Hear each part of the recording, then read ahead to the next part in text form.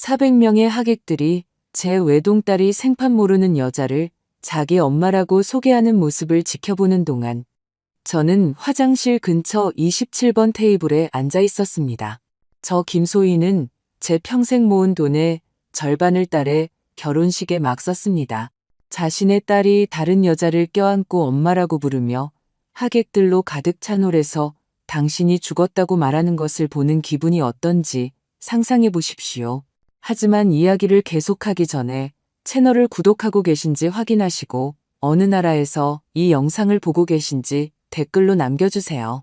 저희 이야기가 어디까지 퍼져나가는지 알면 정말 기쁩니다. 모든 것은 8개월 전, 제 딸 이유진이 서울 굴지의 대기업 회장 아들인 박지훈과의 약혼을 발표했을 때 시작되었습니다. 밤낮으로 회계사로 일하며 홀로 딸을 키운 미혼모로서 저는 딸을 위해 기뻤습니다. 유진이는 항상 우리의 삶과는 다른 삶을 꿈꿨고 저는 그 점에 대해 한 번도 딸을 탓한 적이 없었습니다. 딸이 결혼식 비용을 도와달라고 했을 때 저는 망설이지 않았습니다. 30년간 제 은퇴를 위해 모아온 적금을 깨고 딸에게 꿈에 그리던 결혼식을 약속했습니다. 3억 원, 제 평생의 노력이 꽃과 샴페인, 그리고 수입 명품 드레스로 바뀌었습니다. 결혼 준비 과정에서 저는 딸의 행동에 변화를 느끼기 시작했습니다.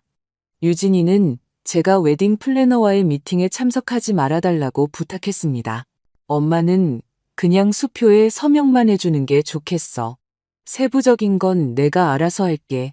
딸은 우리의 전통적인 주말 점심 식사를 취소했고 제 전화를 거의 받지 않았습니다. 그러던 어느 날 우편으로 금박 봉투를 하나 받았습니다. 제 딸의 결혼식 청첩장이었고 제 이름 김소희가 손글씨로 쓰여 있었습니다. 27번 테이블. 주빈석에 앉지 못하는 것이 이상했지만 아마도 제가 모르는 상류층 사회의 어떤 의전이려니 생각했습니다. 결혼식 전날 유진이에게서 문자가 왔습니다. 엄마, 제발 사람들이 엄마 직업 물어보면 그냥 사업가라고 해. 알았지? 회계사 얘기는 하지 말고. 그 문자는 가슴 아팠지만 저는 자존심을 삼켰습니다. 결국 딸의 날이었으니까요. 결혼식은 서울에서 가장 호화로운 예식장인 그랜드 아스토리움에서 열렸습니다. 저는 이 날을 위해 특별히 산 네이비블루 드레스를 입고 홀로 도착했습니다. 유진이가 5벌의 다른 모델을 퇴짜 놓은 후에야 겨우 승인한 제 3달치 월급에 해당하는 옷 한 조각이었습니다. 접수원은 저를 중앙에서 너무 멀리 떨어져 주무대가 거의 보이지 않는 테이블로 안내했습니다. 저는 모르는 사람들, 신랑의 먼 친척들과 그의 아버지 회사 직원 몇 명과 함께 앉아 있었습니다. 제가 그 말을 처음 들은 것은 칵테일 파티 때였습니다. 한 우아한 부인이 유진이에게 가족에 대해 물었습니다. 저희 어머니는 제가 15살 때 돌아가셨어요. 제 딸은 눈물을 글썽이며 말했습니다. 연습된 눈물이었습니다. 정말 힘들었지만 한서연 이모님이 저를 친딸처럼 키워주셨어요. 딸은 50대쯤 되어 보이는 완벽하게 염색된 머리와 연회장의 샹들리에보다 더 빛나는 보석을 한 여자를 가리켰습니다. 그 여자, 한서연은 미소 지으며 제 딸을 껴안았습니다. 마치 그 장면을 연습이라도 한 듯 자연스러운 포옹이었습니다. 저는 그 자리에 얼어붙었습니다. 손에 들고 있던 샴페인 잔이 손가락 사이로 미끄러져 대리석 바닥에서 산산조각이 났습니다. 몇몇 사람들이 쳐다보았지만 곧 다시 자신들의 대화로 돌아갔습니다. 저는 그 환경에서 투명 인간이었습니다. 그저 중요하지 않은 하객 중 한 명일 뿐이었죠. 제 딸은 24살, 저는 46살이었습니다.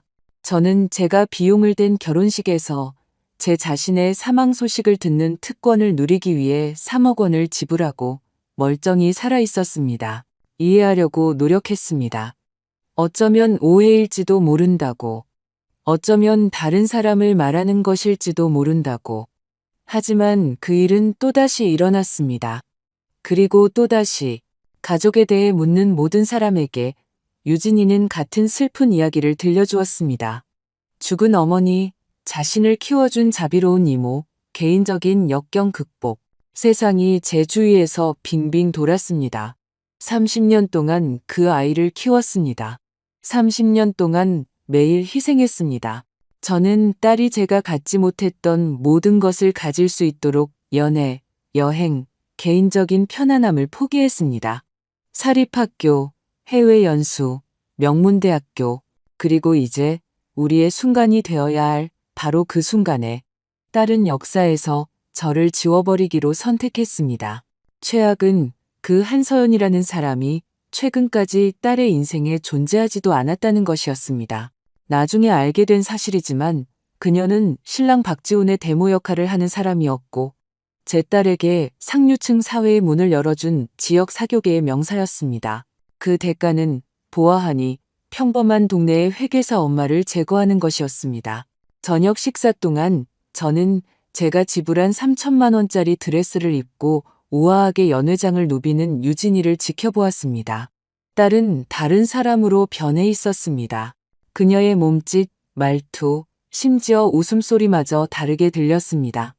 더 절제되고, 더 세련되고, 더 거짓되게. 신랑의 아버지, 박진석 회장이 축배를 들기 위해 일어섰습니다. 사업에서는 냉정하기로 유명한 그가 이제 가족의 새로운 구성원에 대해 이야기하며 감격한 듯 보였습니다. 유진아, 그가 잔을 들며 말했습니다. 너는 강인함과 결단력의 본보기다. 그렇게 어린 나이에 어머니를 잃고도 이렇게 훌륭한 여성으로 성장하다니. 오늘 너의 어머니가 살아계셨다면 분명 자랑스러워 하셨을 거다. 홀은 박수갈채로 터져나갔습니다. 유진이는 우아하게 눈물을 흘리며 그녀의 소위 두 번째 어머니인 한서연에게 기댔습니다. 그 연극은 너무나 잘 짜여 있어서 저조차도 거의 믿을 뻔했습니다. 그 순간 제 휴대폰이 진동했습니다. 제가 결제 문제로 직접 상대해온 이벤트 코디네이터 최민지 씨의 메시지였습니다. 김소희 여사님, 저녁 식사와 파티 서비스를 진행하기 위해 잔금 1억 원을 입금해 주셔야 합니다. 약속대로 마감 시간은 오후 9시입니다. 저는 시계를 보았습니다. 8시 40분. 제 희생을 대가로 자신의 환상을 살고 있는 딸을 보았습니다. 제 자리를 빼앗은 그 낯선 여자를 보았습니다. 그리고 그때 저는 모든 것을 바꿀 결정을 내렸습니다. 저는 결코 복수심에 불타는 사람이 아니었습니다. 사실 저는 항상 인내심과 용서하는 능력으로 알려져 있었습니다. 유진이가 3살 때 아이 아빠가 우리를 버렸을 때도 저는 그를 저주하거나 해치려 하지 않았습니다. 그저 딸에게 괜찮은 삶을 주기 위해 굳건히 앞으로 나아갔을 뿐입니다. 초과 근무를 하고 주말에는 회계 프로젝트를 맡았으며 가능한 모든 돈을 아꼈습니다. 은평구에 있는 우리 방 2개짜리 아파트는 호화롭지는 않았지만 깨끗하고 아늑하며 사랑으로 가득 차 있었습니다. 적어도 저는 그렇게 생각했습니다.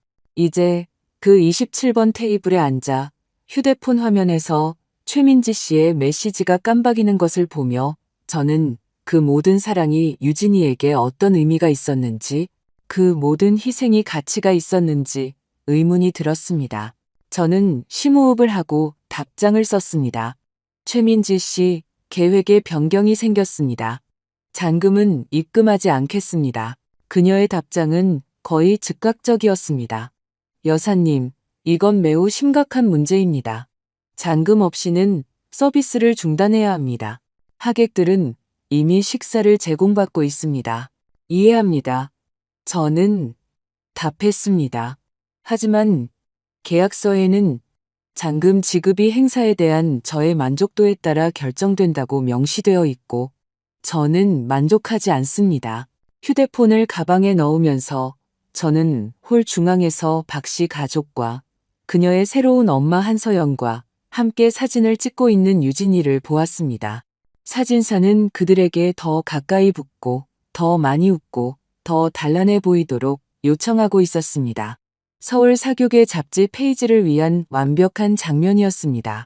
딸은 단 한 번도 제 쪽을 쳐다보지 않았습니다. 단 한 번도 잊혀진 자들의 테이블에 홀로 앉아있는 진짜 엄마에 대해 걱정하는 것처럼 보이지 않았습니다. 20분 후 최민지 씨가 눈에 띄게 긴장한 채 제 옆에 나타났습니다. 김소희 여사님, 따로 이야기 좀 나눠야겠습니다. 저는 그녀를 따라 연회장 뒤편에 그녀가 임시 사무실로 사용하고 있는 작은 방으로 갔습니다.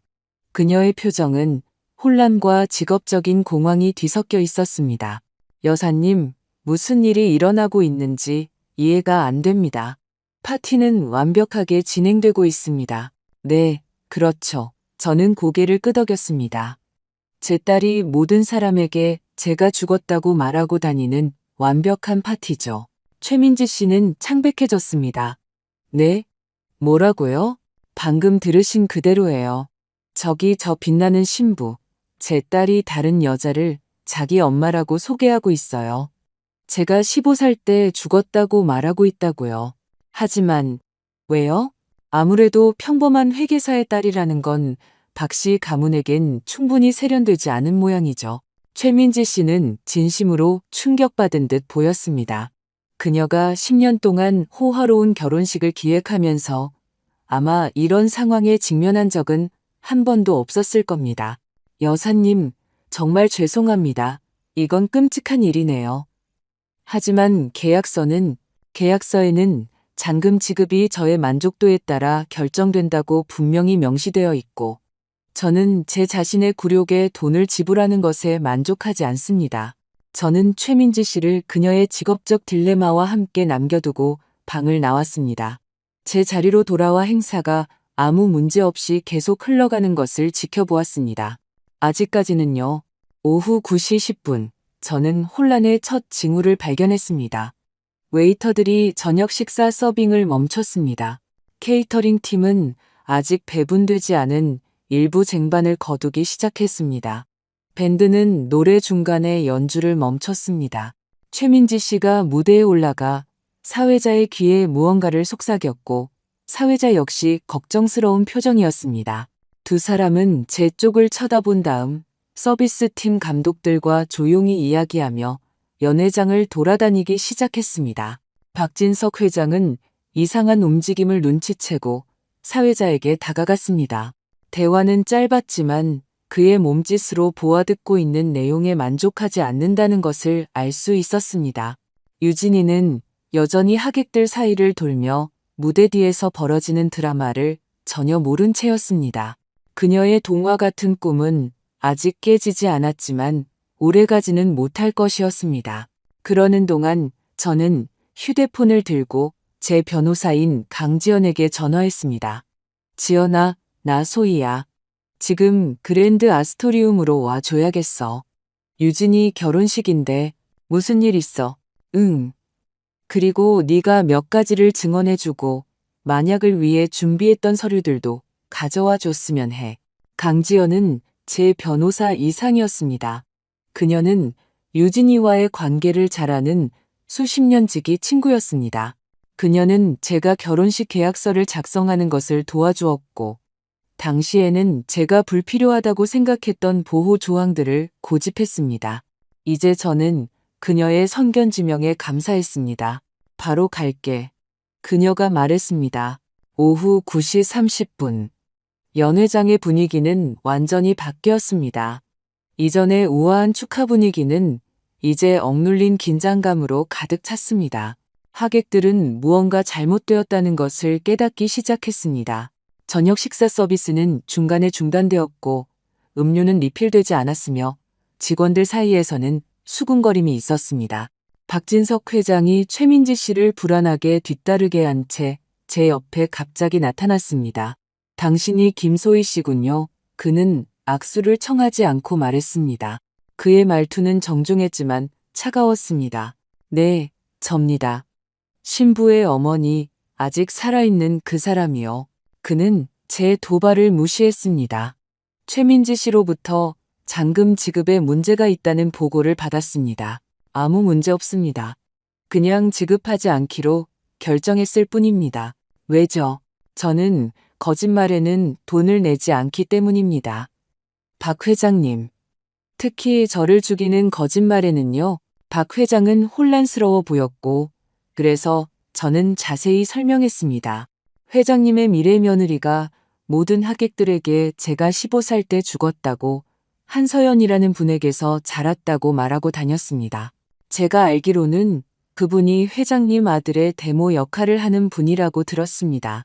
그의 얼굴은 붉어졌지만 부끄러움이 아니라 억눌린 분노 때문이었습니다. 이건 말도 안 되는 소리요. 왜 그런 말을 하겠소? 딸에게 물어보시죠. 아니면 왜 딸이 자신의 출신에 대해 거짓말을 해야 한다고 느꼈는지 회장님 자신과 가족에게 물어보세요. 그는 더 가까이 몸을 숙이며 목소리를 낮췄습니다. 보시오, 김 여사. 당신과 당신 딸 사이에 무슨 일이 있는지는 모르겠지만 지금은 그럴 때도 그럴 장소도 아니오. 여기에는 아주 중요한 분들을 포함해 400명의 하객이 있소. 결제를 하고 나중에 해결합시다. 아니요, 아니요라니? 간단한 단어입니다. 박 회장님. 회장님이 요청하시는 것을 할 생각이 없다는 뜻입니다. 그는 전술을 바꿨습니다. 얼마를 원하시오, 여사? 이 일을 스캔들 없이 지금 해결하기 위해. 그 말에 저는 놀랐습니다. 그는 정말로 이것이 돈 문제라고 믿고 있었습니다. 박 회장님, 이해를 못 하시는군요. 저는 돈을 더 원하지 않습니다. 이미 이 결혼식에 2억 원을 썼습니다. 제가 원하는 것은 제 딸이 진실을 인정하고 제가 정말 누구인지 인정하는 것입니다. 박 회장은 마치 제가 다른 행성에서 온 생물체인 것처럼 저를 쳐다보았습니다. 그의 관점에서는 인생의 모든 것이 돈으로 해결될 수 있었습니다. 문제란 단지 아직 협상되지 않은 숫자에 불과했습니다. 상처받은 자존심 때문에 자기 딸 결혼식을 망칠 셈이요? 아닙니다, 박 회장님. 저는 제 딸에게 우리가 하는 선택에는 결과가 따른다는 것을, 우리가 투영하고 싶은 이미지에 맞지 않는다고 해서 우리를 키워준 사람들을 그냥 지워버릴 수는 없다는 것을 가르쳐 주려는 겁니다. 그는 믿을 수 없다는 듯 고개를 저었습니다. 이게 얼마나 큰 스캔들을 일으킬지 당신은 모를 거요. 사실 알고 있습니다. 그리고 그 책임은 제게 있지 않습니다. 당신 며느리에게 있죠. 그녀가 거짓말을 선택했고 저를 지우기로 선택했습니다.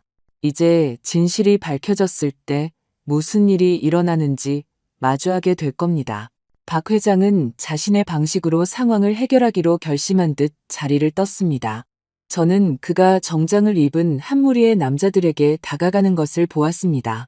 아마도 그의 회사 파트너나 임원들일 것입니다. 대화의 일부가 들렸습니다. 그들은 파티를 구하기 위해 긴급 결제를 할 가능성에 대해 논의하고 있었습니다. 하지만 문제가 있었습니다. 계약서는 제 이름으로 되어 있었습니다. 모든 공급업체는 제 명시적인 허가 없이는 변경 사항을 수락하지 말라는 구체적인 지시를 받았습니다. 박진석 회장은 그의 사업계에서는 강력할지 모르지만 여기 이 파티에서는 제가 통제권을 쥐고 있었습니다.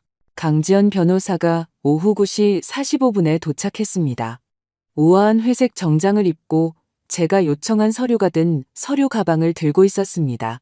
그녀는 27번 테이블 제 옆에 앉아 재빨리 상황을 평가했습니다. 결국 진짜로 했구나. 강 변호사가 홀 건너편의 유진이를 보며 말했습니다. 네가 의심스럽다고 말했을 때 나는 네가 과장하는 거라고 생각했어. 나도 그랬으면 좋았을 거야. 제가 답했습니다. 강 변호사는 서류 가방을 열고 테이블 위에 조심스럽게 몇 장의 서류를 펼쳤습니다.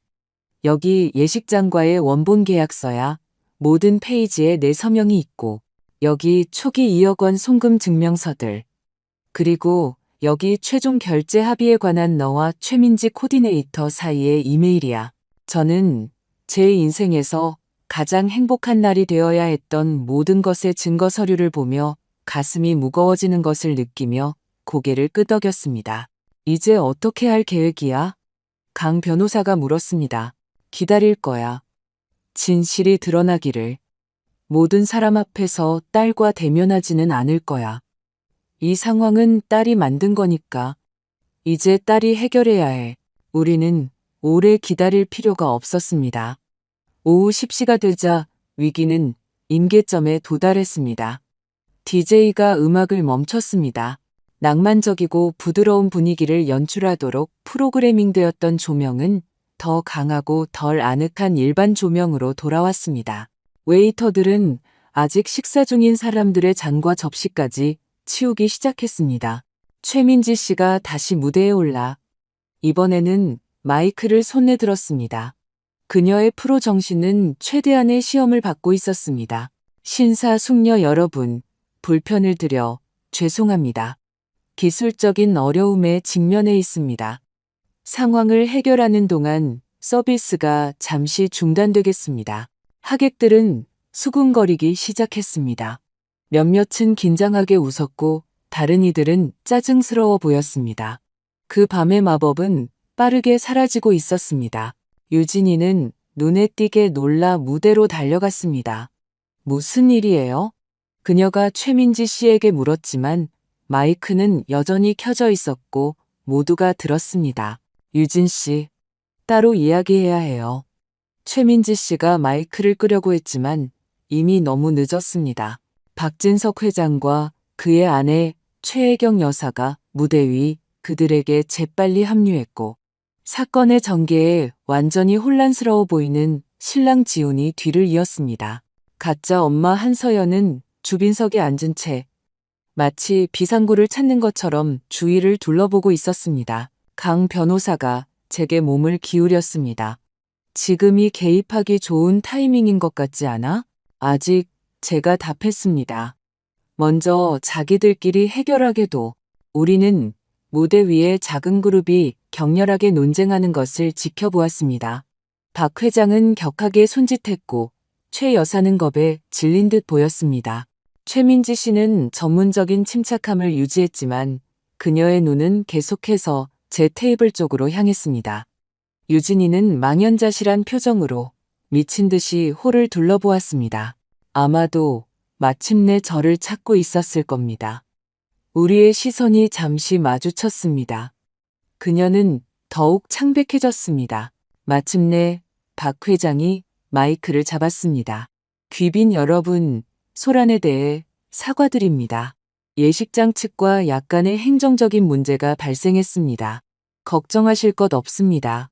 잠시만 기다려주시면 신속하게 모든 것을 해결하겠습니다. 하지만 그의 노력은 헛수고였습니다. 공급업체들은 이미 계약서에 명시된 조기 종료 절차를 따르고 있었습니다. 조명팀은 일부 장비를 해체하기 시작했습니다. 플로리스트들은 무슨 일이 생기기 전에 가장 비싼 꽃 장식을 수거하러 나타났습니다.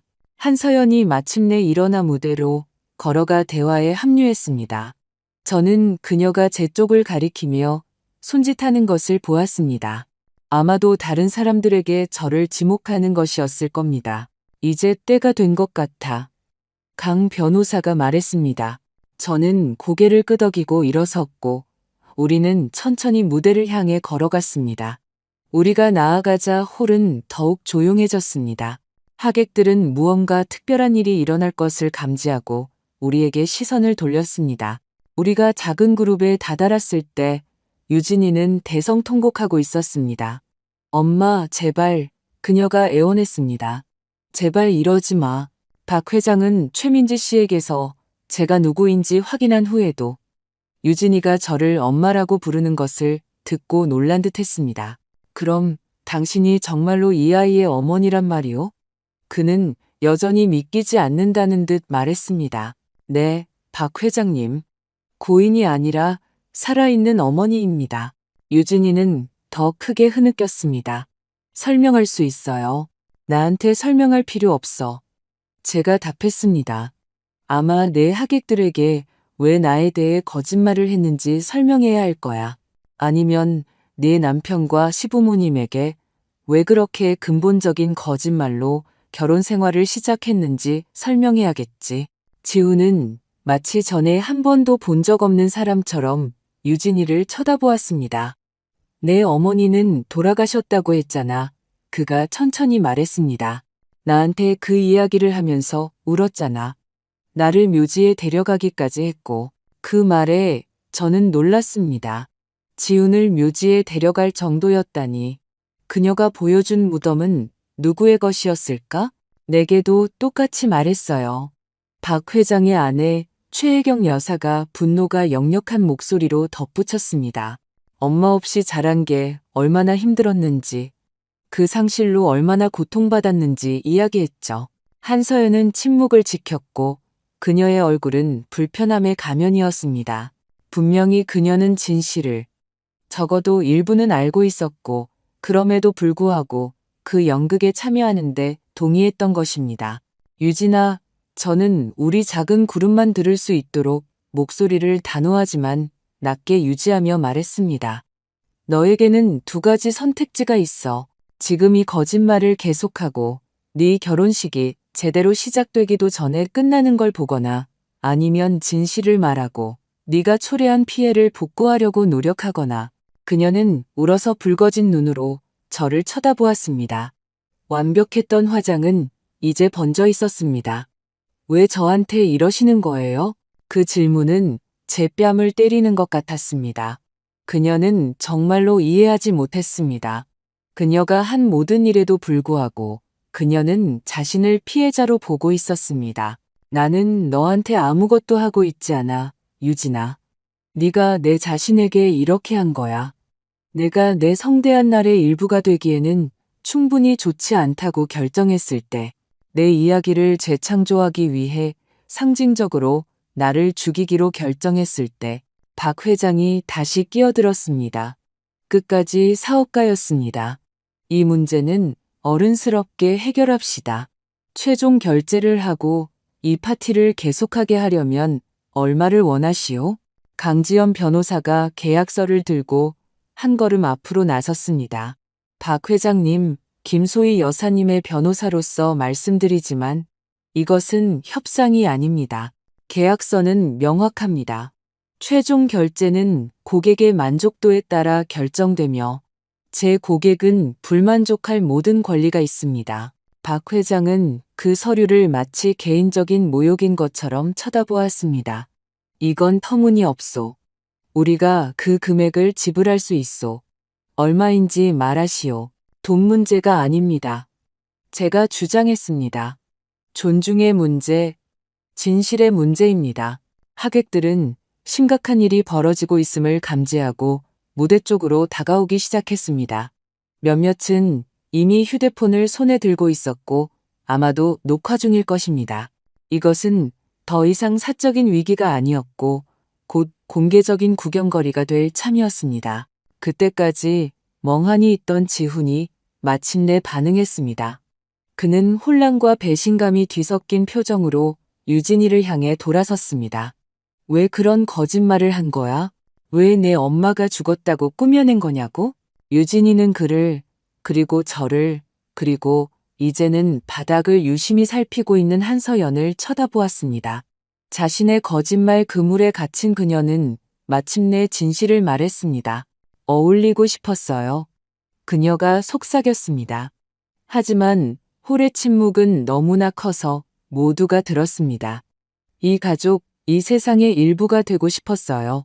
그리고 우리 엄마는 그냥 평범한 회계사고 같은 장소에 드나들지도 않고 같은 사람들을 알지도 못해요.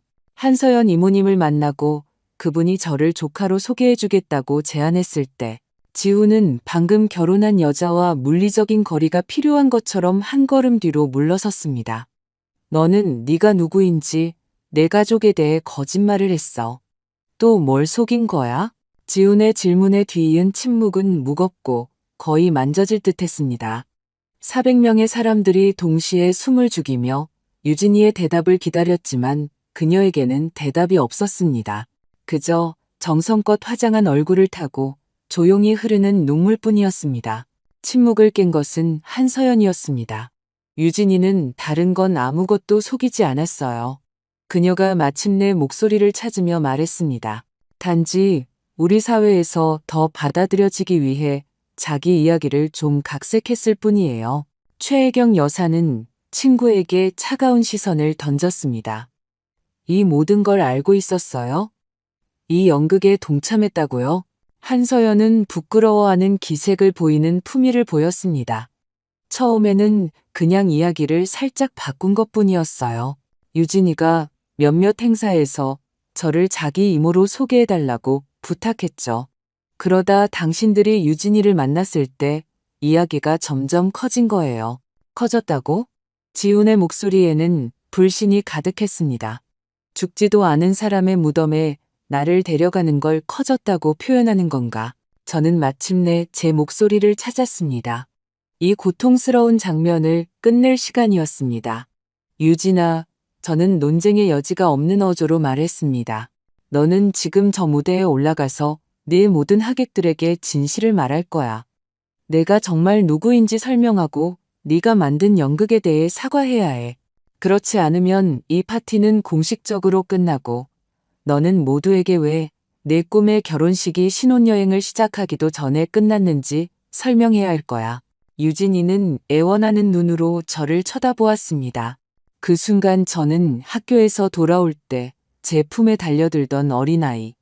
일요일 아침에 함께 팬케이크를 만들자고 저를 깨우던 10대.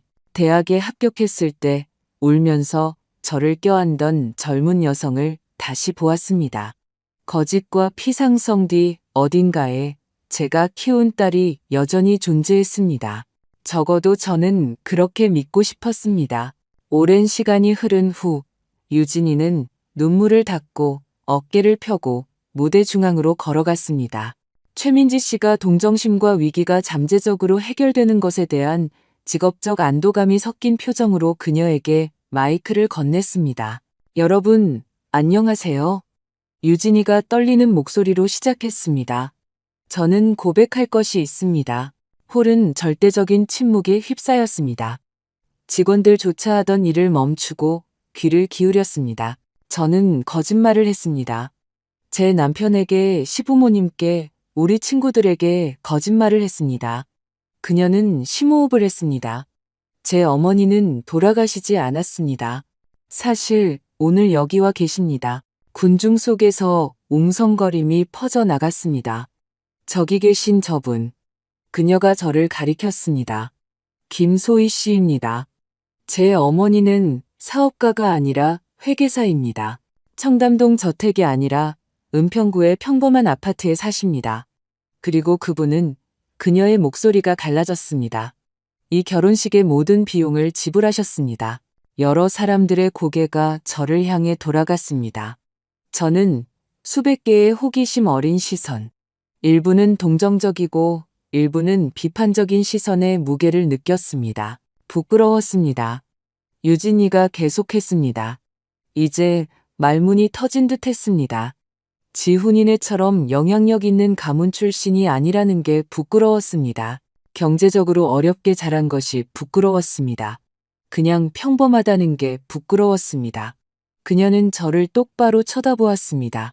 그리고 제가 아닌 다른 사람이 되려고 노력하는 과정에서 저는 제 인생에서 저를 가장 사랑해준 사람, 제가 결코 가질 수 없었던 기회를 주기 위해 모든 것을 희생한 사람에게 깊은 상처를 주었습니다. 이제 눈물이 자유롭게 흘러내렸고 그녀의 목소리는 감정에 북받쳐 있었습니다. 엄마, 미안해요. 정말 미안해요. 제가 한 일에 대해 사과만으로는 충분하지 않다는 거 알아요. 저는 엄마에 대해 거짓말만 한 게 아니에요. 엄마가 상징하는 모든 것, 저에게 가르쳐 주신 정직과 성실에 대한 모든 것을 부정했어요. 그녀는 다시 하객들을 향해 돌아섰습니다. 여러분 모두에게 이 망신에 대해 사과드립니다. 박 씨 가족에게는 이렇게 심각한 거짓말로 우리의 관계를 시작한 것에 대해 용서해 주시길 바랍니다. 그리고 제 남편에게는 그녀는 미동도 없이 서 있는 지훈을 바라보았습니다. 무슨 말을 해야 할지 모르겠어요. 언젠가 당신이 이것이 제 본 모습이 아니라는 것을 이해해 주길 바랄 뿐이에요. 뒤이은 침묵은 무겁고 표현되지 않은 판단과 억눌린 반응으로 가득 차 있었습니다. 마침내 최민지 씨가 마이크를 잡았습니다. 신사숙녀 여러분, 최민지 씨는 상황을 다시 통제하려 애쓰며 말했습니다. 저희가 이 문제들을 해결하는 동안 배경 음악을 즐겨주시길 바랍니다. 서비스는 곧 재개될 것입니다. 하지만 피해는 이미 발생했습니다. 축제 분위기는 완전히 다른 것으로 변했습니다. 하객 그룹들은 서로 속삭이며 우리 쪽으로 호기심 어린 시선을 던졌습니다. 몇몇은 이미 조용한 퇴장을 준비하며 소지품을 챙기기 시작했습니다. 유진이는 무대에서 내려왔고 그 어느 때보다 작고 연약해 보였습니다. 호화로운 드레스는 이제 그녀의 어깨 위에서 1톤의 무게처럼 느껴졌습니다. 지우는 한쪽 구석에서 부모님과 상의하며 떨어져 있었습니다. 그의 몸짓이 모든 것을 말해주었습니다. 팔짱을 끼고 턱을 굳게 다물고 아내를 향한 빠르고 불신에 찬 시선. 한서연은 완전히 사라졌습니다. 아마도 이 사교계 스캔들에서 가장 빠르고 조용하게 빠져나갈 길을 찾았을 것입니다. 강지연 변호사가 부드럽게 제 팔을 건드렸습니다. 소희야, 이제 어떻게 하고 싶어?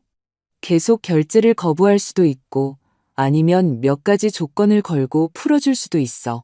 저는 저 거대한 홀 한가운데서 작고 길 잃은 듯한 제 딸을 바라보았습니다. 제가 느꼈던 분노는 그녀의 공개적인 고백으로 부분적으로 가라앉았습니다. 물론 여전히 아팠습니다.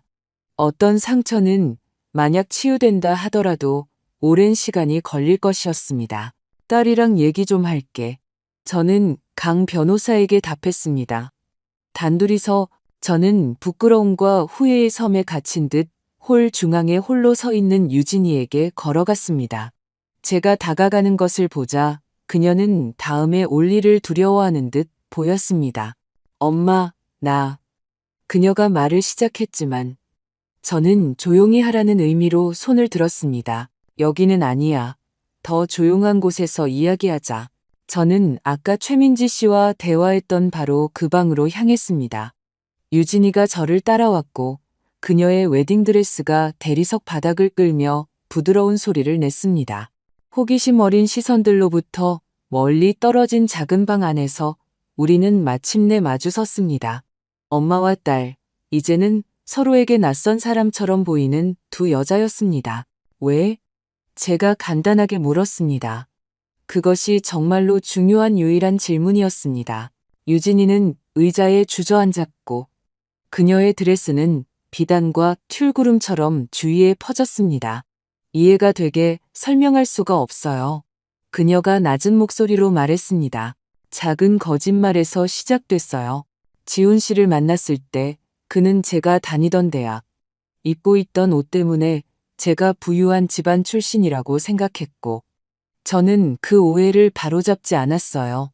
너는 항상 좋은 옷을 입었지. 제가 말했습니다. 내가 그렇게 해줬으니까. 알아요, 엄마. 엄마는 항상 저를 위해 모든 걸 해주셨죠. 그리고 그녀는 침을 삼켰습니다. 제 인생에서 엄마를 지워버리는 것으로 보답했어요. 그게 다가 아니야, 유진아. 너는 나를 죽였어. 네가 한 모든 이야기 속에서 나는 죽어 있었어. 그녀는 제 눈을 마주치지 못한 채 고개를 끄덕였습니다. 지훈 씨 부모님을 만났을 때 거짓말은 더 커졌어요. 그분들은 해외여행, 부동산, 투자에 대해 이야기했죠. 저는 그 세계에 속하고 싶었어요. 동등한 사람으로 인정받고 싶었어요. 그래서 회계사 딸은 절대 인정받지 못할 거라고 생각했니? 그것뿐만이 아니에요. 그분들이 말하는 방식, 행동하는 방식. 다른 세상이에요, 엄마. 우리 같은 사람들은 쉽게 들어갈 수 없는 세상. 우리 같은 사람들. 제가 천천히 반복했습니다. 열심히 일하고 정직하게 삶을 일구는 사람들. 네가 부끄러워하는 게 바로 그거구나. 마침내 그녀는 울어서 붉어진 눈으로 고개를 들었습니다. 길을 잃었어요, 엄마. 지훈 씨를 만나고 오늘에 이르기까지. 어느 순간 저는 완전히 길을 잃었어요. 사랑받고 가치 있는 사람이 되기 위해 다른 사람이 되어야 한다고 믿기 시작했어요. 저는 분노와 연민이 뒤섞인 복잡한 감정을 느끼며 그녀 옆에 앉았습니다. 제 안의 일부는 어릴 적 그녀가 폭풍을 무서워할 때처럼 그녀를 안아주고 싶었습니다. 다른 일부는 그녀가 한 일의 심각성을 이해할 때까지 그녀를 흔들고 싶었습니다. 유진아, 나는 항상 네가 누구인지, 어디서 왔는지에 대해 자랑스러워하라고 가르쳤어. 돈이 부족할 때도 우리 집에는 사랑이 부족한 적은 없었어. 알아요. 그녀가 속삭였습니다. 그리고 그게 최악이에요. 엄마가 나쁜 엄마라서 그런 게 아니었어요. 제가 약해서 다른 사람들이 가치 있는 것을 정의하게 내버려둬서 그랬어요. 저는 생각을 정리하려 애쓰며 심호흡을 했습니다. 내가 이 결혼식에 낸 돈, 제가 시작했습니다. 그건 그냥 돈이 아니었어. 내 은퇴 자금이었어. 수년간의 초과 근무와 알뜰한 저축이었어. 내가 나 자신을 위해 계획했던 미래였어. 그녀의 눈이 충격으로 커졌습니다. 은퇴 자금. 하지만 왜 저한테 말하지 않으셨어요? 네가 너무 행복해하고 너무 들떠 있었으니까. 너에게 꿈의 결혼식을 선물하고 싶었으니까. 내가 내 엄마니까. 그리고 엄마들은 자식들을 위해 희생하니까. 눈물이 다시 맹렬하게 쏟아졌습니다. 그리고 저는 그 모든 것을 아무것도 아닌 것 때문에 내던져 버렸어요. 우리는 잠시 침묵 속에 앉아 있었고 결과의 무게가 우리 사이에 떠다녔습니다. 밖에서는 사람들이 떠나는 희미한 소리, 발렛 파킹 기사들이 차를 가져오는 소리, 무너져 내리는 축하의 소리가 들렸습니다. 이제 어떻게 돼요? 그녀가 마침내 물었습니다. 그것은 여러 겹의 복잡한 질문이었습니다. 결혼식은 어떻게 될까? 지훈과의 관계는? 우리 관계는? 솔직히 나도 모르겠어. 제가 답했습니다. 어떤 것들은 간단한 사과로 되돌릴 수 없어. 파티가 계속되도록 잔금을 내실 건가요? 저는 놀라움과 실망이 뒤섞인 눈으로 그녀를 쳐다보았습니다. 이 모든 일이 있었음에도 그녀의 걱정은 여전히 파티였습니다. 유진아, 정말 아직 계속할 파티가 있다고 생각하니? 주위를 둘러봐. 내 남편은 너를 어떻게 할지 부모님과 상의하고 있어. 하객들은 떠나고 연극은 끝났어. 그녀는 패배감에 고개를 숙였습니다. 맞아요. 제가 어리석었네요. 다시 문을 두드리는 소리가 났습니다. 강 변호사였습니다. 소희야, 박 씨 가족이 너와 이야기하고 싶어해. 합의를 제안하고 있어. 저는 유진이에게 시선을 돌렸습니다. 너는 이제 선택을 해야 해. 네가 아닌 다른 사람이 되려고 계속 노력하거나 아니면 네가 정말 누구인지, 항상 누구였는지 다시 찾아가는 길을 시작하거나. 저는 일어나 문으로 향했지만 나가기 전에 멈췄습니다. 잔금에 관해서는 한 가지 조건으로 지불할게. 뭔데요? 그녀의 지친 눈에 희망의 불꽃이 일었습니다. 내 남편에게 정직하게, 완전히 정직하게 모든 것을 말하고 환상이 아닌 진실 위에서 결혼 생활을 시작하는 것. 저는 강 변호사를 따라 홀 반대편의 작은 사무실로 갔습니다. 그곳에서 박 씨 가족은 마치 긴급 비즈니스 미팅을 진행하는 것처럼 자리를 잡고 있었습니다. 박 회장은 낮은 목소리로 빠르게 통화하고 있었고 최 여사는 휴대폰으로 맹렬하게 타자를 치고 있었습니다. 아마도 소셜미디어의 피해를 통제하려 애쓰는 중일 것입니다. 지우는 구석에 홀로 앉아 벽을 멍하니 바라보고 있었습니다. 제가 들어가자 박 회장은 즉시 전화를 끊었습니다. 김 여사, 와주셔서 감사합니다. 그는 마치 우리가 가족 드라마 한가운데가 아니라 기업 협상 중인 것처럼 말했습니다. 이 상황에 대한 우호적인 해결책을 제안하고 싶습니다. 듣고 있습니다. 저는 무표정한 표정을 유지하며 답했습니다. 첫째, 저희는 여사님의 분노를 이해합니다. 유진이가 한 일은 용납될 수 없습니다. 그는 잠시 멈췄습니다. 아마도 제가 고개를 끄덕이거나 인정을 감사히 여기기를 기다렸을 것입니다. 저는 침묵을 지켰습니다. 둘째, 그가 계속했습니다. 저희가 잔금을 지불할 용의가 있습니다. 공급업체에 즉시 이체하겠습니다. 지금 당장 이 문제를 해결할 수 있습니다. 그 대가로 무엇을 원하시나요? 제가 물었습니다.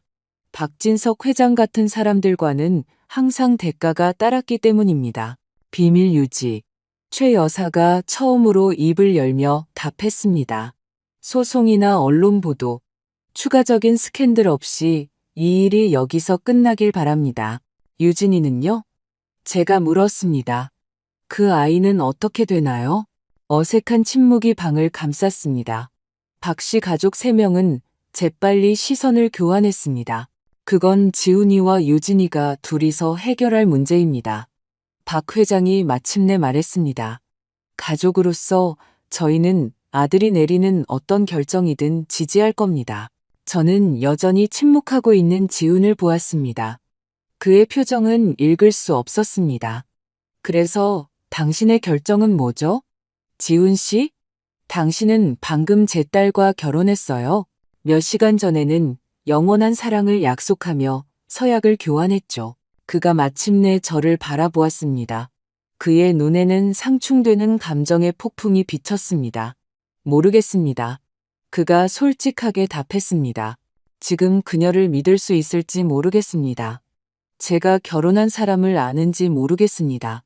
당신은 몰라요. 제가 고개를 끄덕이며 모두를 놀라게 했습니다. 당신은 당신과 당신 가족을 기쁘게 하기 위해 만들어진 그녀의 버전만 알아요. 진짜 유진이는 훨씬 더 복잡해요.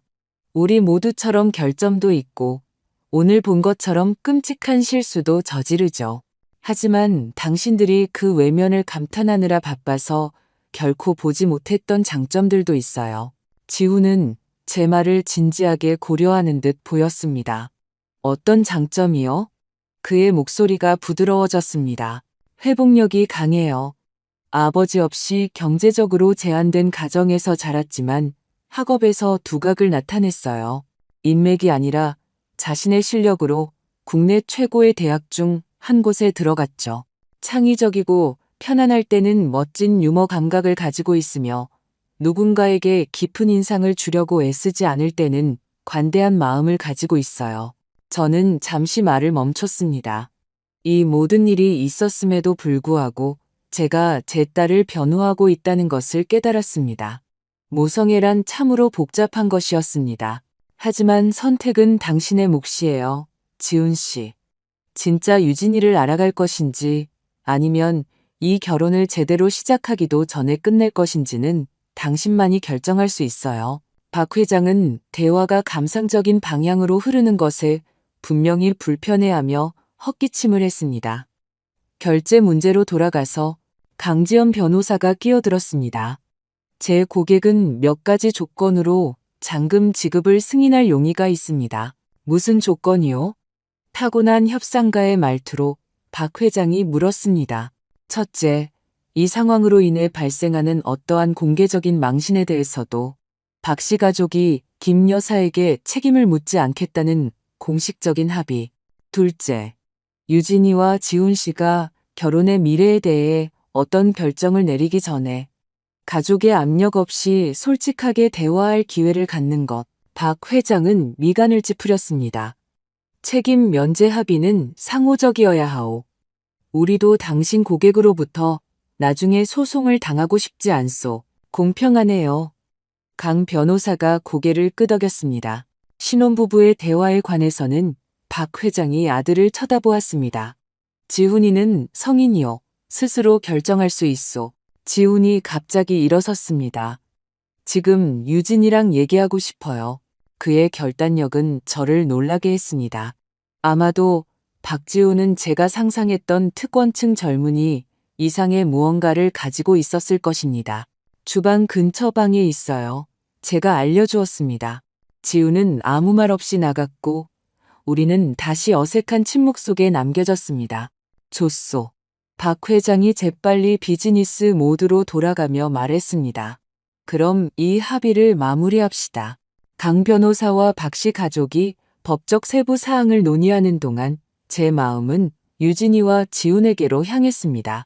그들은 무슨 이야기를 하고 있을까? 그렇게 근본적인 배신 이후에 화해의 가능성이 있을까? 약 20분 후 조건들이 합의되었습니다. 저는 잔금 지급을 승인할 것이고 파티는 계속될 수 있었습니다. 비록 많은 하객들이 이미 떠났지만요. 그리고 우리 모두는 그날 밤의 사건에 대해 비밀을 지키기로 약속했습니다. 최민지 씨가 가능한 경우 서비스 재개를 조율하기 위해 불려왔습니다. 그녀는 지쳐 보였지만 해결책이 마련되는 것을 보고 안도하는 듯 했습니다. 일부 공급업체는 이미 떠났습니다. 그녀가 알려주었습니다. 하지만 주요 케이터링 팀과 DJ는 아직 여기 있습니다. 신랑 신부가 원한다면 축소된 서비스를 제공할 수 있습니다. 신랑 신부가 원한다면 그 구절은 답없는 질문처럼 공중에 떠 있었습니다. 저는 상황이 어떤지 보기 위해 주 연회장으로 돌아가기로 결정했습니다. 분위기는 극적으로 변해 있었습니다. 원래 400명의 하객 중 아마 150명 정도가 남아 작은 원을 그리며 낮은 목소리로 대화하고 있었습니다. 호화로운 축하 분위기는 마치 자연재해 이후의 현장과 비슷한 것으로 바뀌어 있었습니다. 사람들은 무슨 일이 일어났는지 이해하려 애쓰고 피해를 확인하고 어떻게 진행할지 결정하고 있었습니다. 한서연이 다시 나타나 우아한 여성들 그룹과 이야기하고 있었습니다. 아마도 자신의 사회적 평판에 대한 피해를 통제하려 애쓰는 중일 것입니다. 그녀는 저를 보자 재빨리 시선을 피하고 멀어졌습니다. 몇몇 하객들은 호기심으로, 다른 이들은 동정심으로 저를 쳐다보았습니다.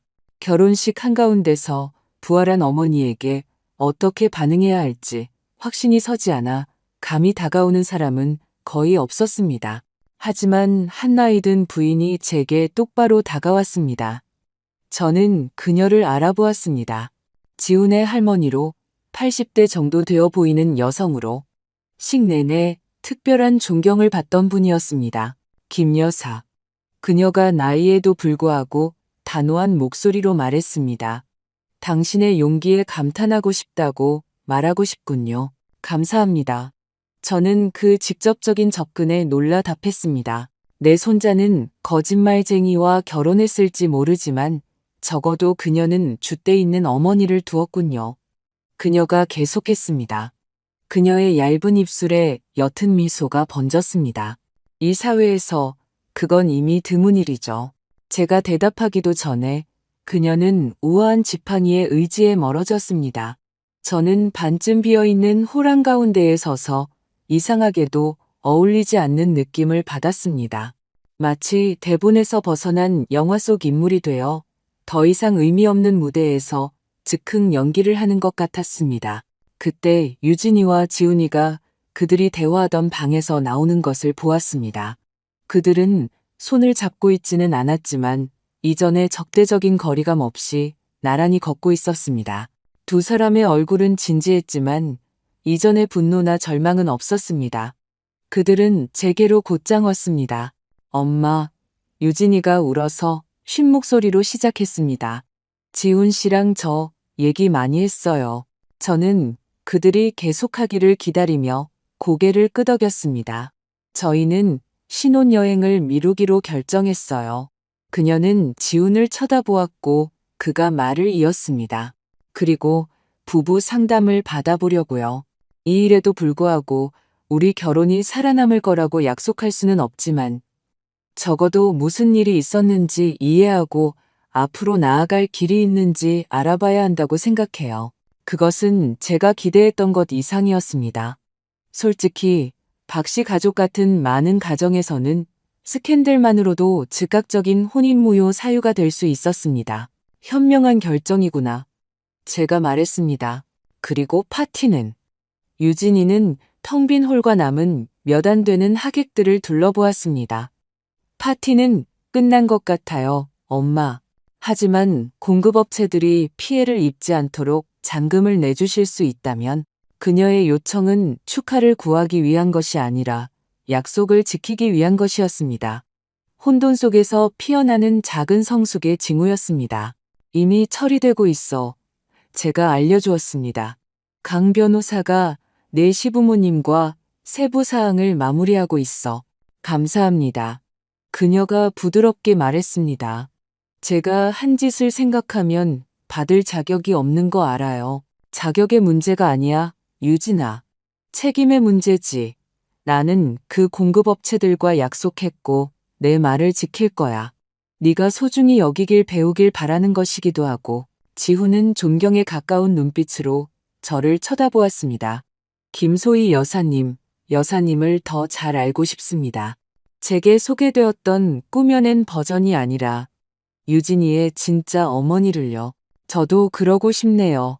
지훈 씨. 하지만 당신들 두 사람이 이 모든 것을 처리할 시간을 가진 후에 시작하는 게 좋겠어요. 그는 그 순간 또 다른 감정적 복잡성을 다루지 않아도 된다는 것에 안도하는 듯 고개를 끄덕였습니다. 강 변호사가 제 옆에 나타나 모든 것이 해결되었다고 알려주었습니다. 결제는 처리될 것이고 비밀 유지 계약서는 서명되었으며 남은 공급업체들은 축소된 규모로 서비스를 재개하라는 지시를 받을 것이었습니다. 이제는요. 유진이가 완전히 길을 잃은 듯 물었습니다. 이제 제가 말했습니다. 너희 두 사람이 이 밤을 어떻게 끝내고 싶은지 결정하는 거야.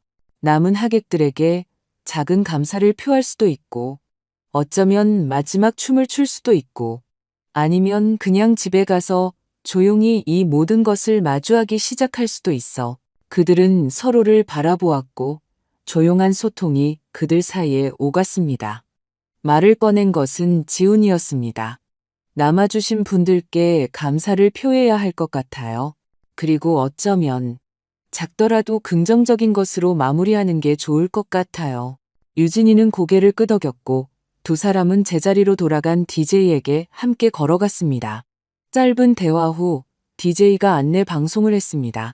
신사숙녀 여러분, 신랑 신부께서 남아주신 모든 분들께 감사의 말씀을 전하고 싶어 하십니다. 밤을 마무리하기 전에 마지막 춤에 여러분을 초대합니다. 느린 노래가 흘러나오기 시작했습니다. 유진이와 지우는 댄스 플로어 중앙으로 갔습니다. 여전히 서로에게서 약간의 거리를 유지하고 있었지만 갓 결혼한 부부로서 이 마지막 공개적인 순간을 기꺼이 공유하려 했습니다. 저는 남편과 춤을 추는 제 딸을 지켜보았습니다. 그녀의 얼굴은 눈물로 얼룩져 있었고 꿈에 그리던 드레스는 이제 깨진 환상의 상징이 되어 있었습니다. 그 장면에는 슬픈 아름다움이 있었습니다. 아무도 진정으로 이기지는 못하지만 모두가 무언가를 배우는 영화의 마지막 장면처럼요. 강 변호사가 다시 다가왔습니다. 갈 준비됐어? 저는 고개를 끄덕였습니다. 이 드라마에서 제 역할은 끝났습니다. 유진이와 지훈이 사이에서, 그리고 유진이와 저 사이에서 앞으로 일어날 일들은 호기심 어린 시선과 호화로운 연회장에서 멀리 떨어진 곳에서 앞으로의 날들과 주들 동안 쓰여질 것입니다. 출구로 걸어가는 동안 강 변호사가 말했습니다. 있잖아, 내 변호사 생활 통틀어 이런 일은 처음 봐. 너 딸을 명예훼손으로 고소할 수도 있었어. 알지? 그래서 뭐가 해결되는데? 제가 물었습니다. 어떤 상처는 법정에서 치유될 수 없어. 그럼 용서한 거야? 강 변호사는 놀란 듯 보였습니다. 아니, 제가 솔직하게 답했습니다. 적어도 아직은 아니야. 용서는 그렇게 깊은 배신 후에 즉시 주어지는 게 아니야. 과정이고 우리는 이제 막 시작했을 뿐이야. 그 운명의 결혼식으로부터 6개월이 지났습니다. 그동안 많은 것들이 변했습니다. 어떤 것은 미묘하게, 어떤 것은 극적으로. 유진이는 중견 디지털 마케팅 회사에 취직했습니다. 화려한 자리는 아니었지만 괜찮은 월급과 가장 중요하게는 자신의 실력으로 경력을 쌓을 기회를 제공했습니다. 매달 그녀는 충실하게 수입의 일부를 제 계좌로 이체하며 제가 희생했던 저축을 천천히 다시 쌓아갔습니다. 놀랍게도 지우는 그녀가 일하는 결정을 지지했습니다. 그 자신도 일종의 변화를 겪으며 자신이 자라온 가치관의 많은 부분에 의문을 제기하고 있었습니다. 그들은 박 회장이 결혼 선물로 준 호화로운 아파트에서 시내의 더 작고 소박한 곳으로 이사했습니다. 물론 박 씨 부부는 이 퇴보를 이해하지 못했습니다. 그들에게는 아들과 며느리가 더 많은 것을 가질 수 있는데도 더 적게 사는 것을 선택하는 것이 상상할 수 없는 일이었습니다. 하지만 지우는 이전에 결코 경험하지 못했던 독립심을 발견하고 있었고 자신이 자라온 특권보다 그것을 더 소중히 여기는 듯 했습니다. 저로 말하자면 저는 제 일상으로 돌아왔지만 새로운 관점을 갖게 되었습니다. 결혼식 사건은 저로 하여금 많은 것을 의심하게 만들었습니다. 내가 유진이를 어떻게 키웠는가? 내가 그녀에게 정말로 어떤 가치를 전달했는가? 내가 교육과 사회적 이동성의 중요성을 너무 강조함으로써 무심코 그녀의 불안감을 키운 것은 아니었을까? 우리 관계는 천천히 치유되고 있었습니다. 우리는 일주일에 한 번 함께 저녁을 먹었고, 때로는 우리 둘만, 때로는 지훈도 함께 했습니다. 우리는 이전에 결코 논의하지 않았던 것들, 그녀의 깊은 불안감, 엄마로서의 제 자신의 후회, 미래에 대한 우리의 두려움과 희망에 대해 이야기했습니다. 어느 날 저녁, 제 아파트에서 특히 즐거운 저녁 식사를 마친 후 유진이가 제게 봉투를 건넸습니다. 이게 뭐니? 제가 물었습니다. 열어보세요. 안에는 제주도 최고급 스파의 주말 풀코스 이용권이 들어있었습니다. 유진아, 이거 엄청 비쌌겠다. 회사에서 받은 첫 보너스예요. 그녀가 설명했습니다. 엄마가 특별한 것, 엄마만을 위한 것을 가졌으면 했어요. 저는 그 제스처에 감동했지만 걱정도 되었습니다. 저축해야지 하고 있어요. 하지만 이건 중요해요. 엄마는 항상 제 필요를 엄마 것보다 우선시했잖아요. 이제 엄마 자신을 좀 돌볼 때예요. 저는 그것이 상징하는 성장을 인식하며 감사히 선물을 받았습니다. 유진이가 자신의 필요보다 다른 사람의 필요를 먼저 생각하고 있었습니다. 다음 주말 저는 스파에서 시간을 즐기며 몇 시간 동안 호사를 누리는 것을 허락했습니다. 편안한 마사지를 받던 중 저는 근본적인 것을 깨달았습니다. 제 성인 생활 전체에서 저는 제 자신의 즐거움을 위해서만 무언가를 한 적이 거의 없었습니다.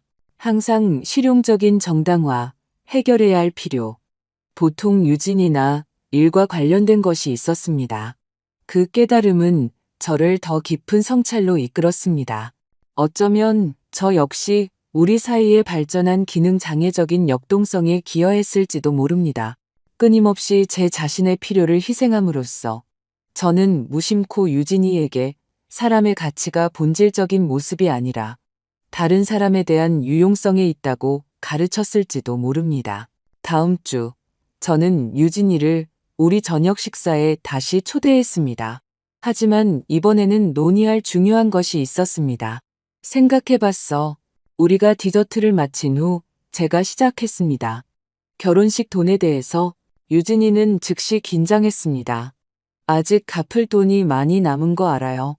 하지만 꾸준히 하고 있어요. 그게 아니야. 제가 부드럽게 그녀를 막았습니다. 네가 나한테 돈 갚는 걸 그만뒀으면 해. 네? 하지만 엄마, 저는 그래야 해요. 책임의 문제잖아요. 네가 한 일에 대해 책임지는 것이 중요하다는 데는 동의해. 하지만 매달 그냥 돈을 이체하는 것 외에 다른 방법이 있다고 생각해. 그녀는 혼란스러워 보였습니다. 어떻게요? 진정한 삶을 사는 것. 너 자신과 다른 사람들에게 정직해지는 것. 환상이 아닌 진실에 기반하여 결혼 생활을 꾸려나가는 것. 하지만 그 돈은 엄마 은퇴 자금이었잖아요. 응. 하지만 나는 아마 그렇게 빨리 은퇴하고 싶지 않을지도 모른다는 걸 발견하고 있어. 중소기업을 위한 나만의 회계 컨설팅 회사를 열까 생각 중이야. 항상 하고 싶었지만 용기가 없었던 일이지. 그녀의 눈이 동그래졌습니다. 정말요? 그거 굉장한데요, 엄마. 내가 하고 싶은 말은 그 돈은 내가 나를 위해 상상했던 특정 버전의 미래를 상징했다는 거야. 하지만 어쩌면 다른, 심지어 더 나은 미래가 가능할지도 몰라. 유진이는 제 말을 천천히 받아들였습니다. 그럼 빚에서 저를 풀어주시는 거예요? 정확히는 아니야. 네가 어떻게 갚을 수 있는지를 재정의하는 거야. 나는 내 돈을 원하지 않아, 유진아. 네가 진실되게 살기를 원해. 네가 되어야 한다고 생각하는 사람이 아니라 네가 정말 누구인지에 기반하여 결혼과 삶을 꾸려나가길 원해. 그것이 진정한 배상이 될 거야. 그녀는 오랫동안 침묵했습니다. 그게 그냥 돈을 갚는 것보다 더 어려워 보여요. 훨씬 더 어렵지. 평생 해야 할 일이야. 만약 제가 실패하면요? 그러면 다시 시도하는 거야. 원래 그런 거야. 다음 일요일, 저는 최혜경 여사로부터 예상치 못한 전화를 받았습니다. 그녀의 집에서 차를 마시자는 초대였습니다. 저는 호기심이 생기고 조금 불안했지만 초대를 수락했습니다. 박 씨 가족의 저택은 제가 상상했던 그대로 우아하고 흠잡을 데 없이 장식되어 있으며 위풍당당했습니다. 최 여사는 격식을 차린 친절함으로 저를 맞이하며 흠없는 정원이 내려다 보이는 테라스로 저를 안내했습니다.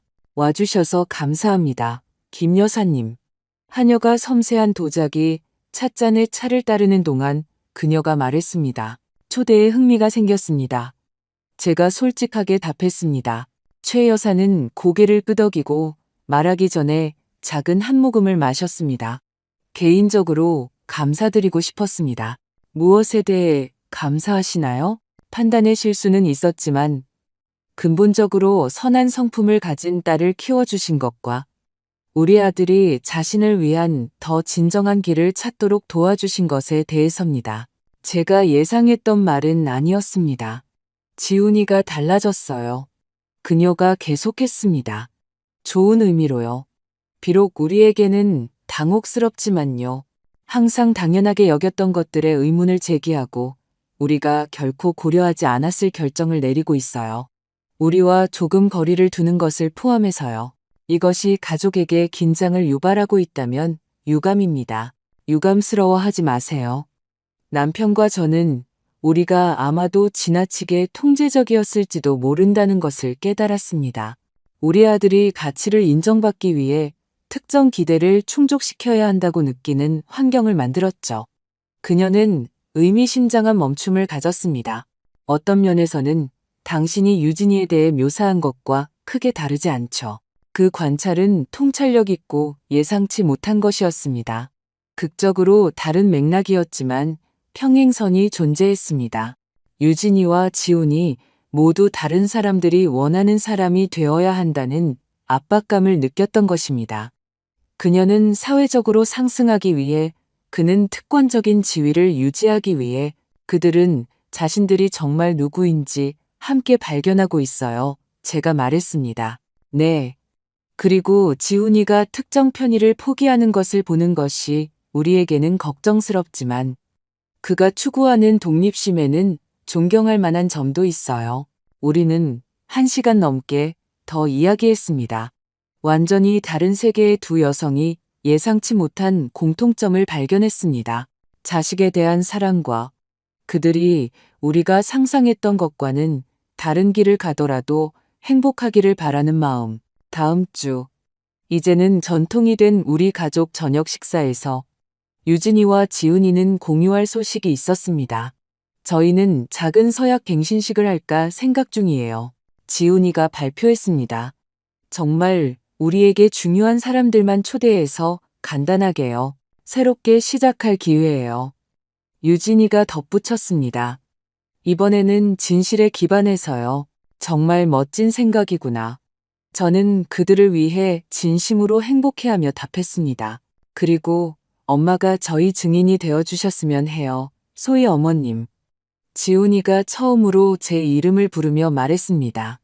괜찮으시다면요. 그 제스처는 큰 의미가 있었습니다. 초대 자체뿐만 아니라 그들의 삶에서 제 자리에 대한 암묵적인 인정이었습니다. 영광이지. 제가 답했습니다.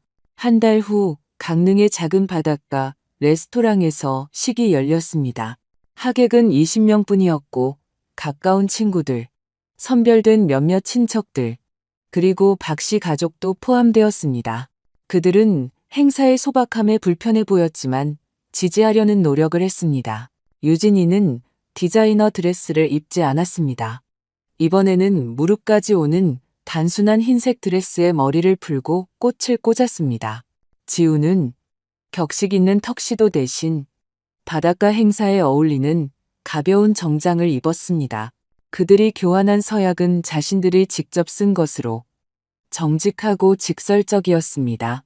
저지른 실수, 배운 교훈, 그리고 서로뿐만 아니라 자기 자신과도 진실에 기반한 관계를 구축하겠다는 약속에 대해 이야기했습니다. 다시는 제가 아닌 다른 사람이 되려고 노력하지 않겠다고 약속합니다. 유진이의 목소리는 단호하고 명확했습니다.